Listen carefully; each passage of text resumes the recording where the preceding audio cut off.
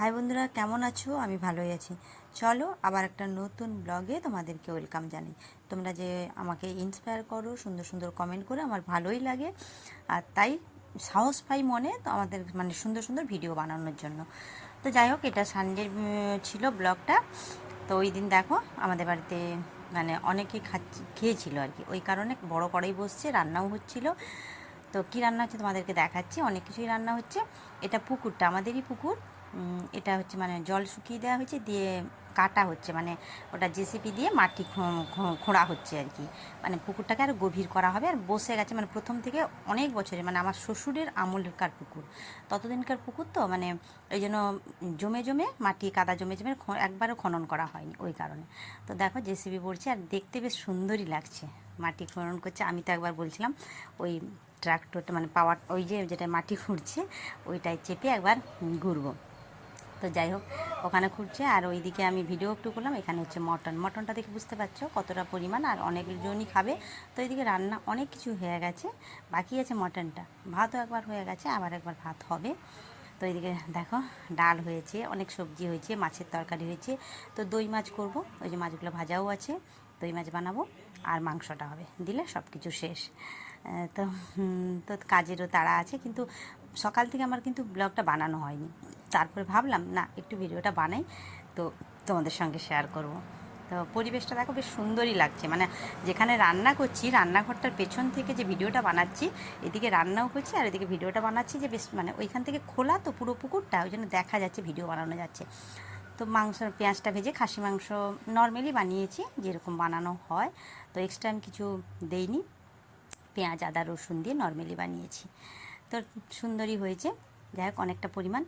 আর উনুনে রান্না করতে না ভালোই হয়, যদি খোলা উনুন থাকে, মানে জায়গাটা যদি ফাঁকা থাকে, তো কাঠ যদি শুকনো হয় তো আমার উনুনে রাঁধতে কোনো কষ্ট নেই, ভালোই লাগে।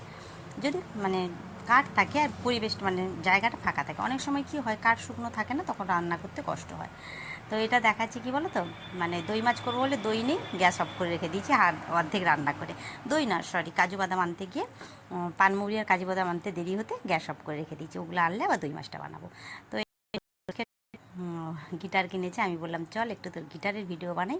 ওর নতুন গিটার দেখানো হয়নি, ও এখন গিটার শেখে, গান শেখেই, তোর সাথে গিটারটাও শিখছে নতুন। তো ওটা ছিল রবিবারের ভিডিও। এটা পরের দিন সোমবার, মানে আজকের ভিডিও না, সরি সোমবারের না, এটা মঙ্গলবারের ভিডিও, আজকের ভিডিও। সোমবার তো একাদশী ছিল, ওই দিন ভিডিও বানাইনি। তো এটা হচ্ছে সয়াবিনের সঙ্গে রসুন কাঁচা লঙ্কা পেঁয়াজ দিয়ে পেস্ট করে নিয়েছি। সয়াবিনটাকে একটু গরম জলে ভাপিয়ে নিয়েছি, দিয়ে জল নিগড়ে পেস্ট করেছি, তার মধ্যে ডিম দিয়েছি আর একটু দিয়েছি বেসন, লবণ, বাকি সব মশলা দিয়ে, আর কিছু মশলা দিইনি অবশ্য, নুন দিয়েছি, হলুদ দিয়েছি, দিয়ে ওটাকে বড়া করে ঝোল বানাবো আর কি। মানে ওটা আমার এমনি সয়াবিনের তরকারি তো ভালোই লাগে, তার থেকেও এটা বেশ ভালোই লাগে, মানে একটা নতুনত্ব আছে। সব সময় এক টাইপের সয়াবিন রান্না খেতে ভালো লাগে না, মনে হয়তো একটু নতুন কিছু বানাই। তো সয়াবিনের এইভাবে বানালে না, বড়া করে ঝোল করলে যারা সয়াবিন খেতে ভালোবাসে না তারাও কিন্তু খেতে ভালোবাসবে, আর ঝোলটার টেস্ট হয়। তো আমি এখানে ঝোলটা আজকে বানিয়েছি নর্মাল, কিন্তু এই ঝোলটাকে যদি একটু গরম মশলা, একটু টক দই দিয়ে ভালো করে বানানো হয়, একটু কাজু বাদাম বাটা, তাহলে টেস্টটা আরও দ্বিগুণ বেড়ে যায়। কিন্তু আমি এমনি নর্মাল ঝোলই বানিয়েছি।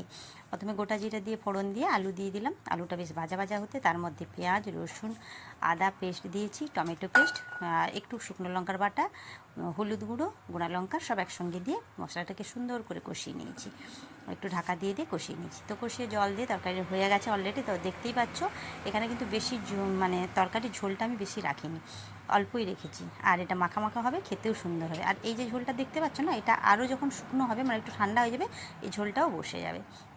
তো যাই হোক, আমার রান্না হয়ে গেছে। তোমরা কেমন আছো বলো, আমি ভিডিওটা এখানেই শেষ করছি।